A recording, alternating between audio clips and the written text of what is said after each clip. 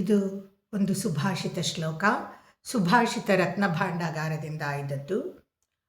ಅಭ್ಯಾಸಾನುಗತಾ ವಿದ್ಯಾ ಅಭ್ಯಾಸಾನುಗತಾ ವಿದ್ಯಾ ಬುದ್ಧಿ ಕರ್ಮಾನುಸಾರಿಣಿ ಬುದ್ಧಿ ಕರ್ಮಾನುಸಾರಿಣಿ ಉದ್ಯೋಗಾನುಗತಾ ಸಂಸತ್ ಉದ್ಯೋಗಾನುಗತಾ ಸಂಸತ್ ಫಲಂ ಭಾಗ್ಯಾನುಸಾರತಃ ಫಲಂ ಭಾಗ್ಯಾನುಸಾರತಃ.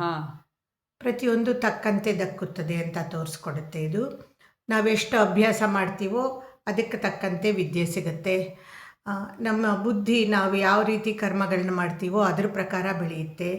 ನಾವು ಯಾವ ಉದ್ಯೋಗ ಮಾಡ್ತೀವೋ ಅದರ ಪ್ರಕಾರ ನಮಗೆ ಅದೇ ಉದ್ಯೋಗ ಮಾಡೋರ ಪರಿವಾರ ಸಿಗುತ್ತೆ, ಅವ್ರದ್ದೇ ಸ್ನೇಹ ಪರಿವಾರ ಆಗುತ್ತೆ.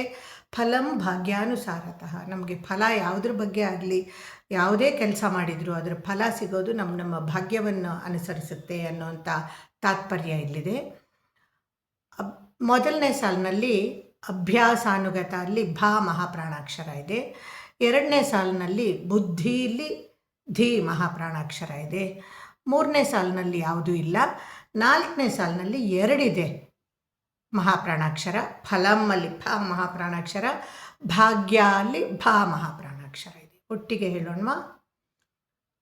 ಅಭ್ಯಾಸಾನುಗತಾ ವಿದ್ಯಾ ಬುದ್ಧಿ ಕರ್ಮಾನುಸಾರಿಣಿ ಉದ್ಯೋಗಾನುಗತಾ ಸಂಸತ್ ಫಲಂ ಭಾಗ್ಯಾನುಸಾರತಃ.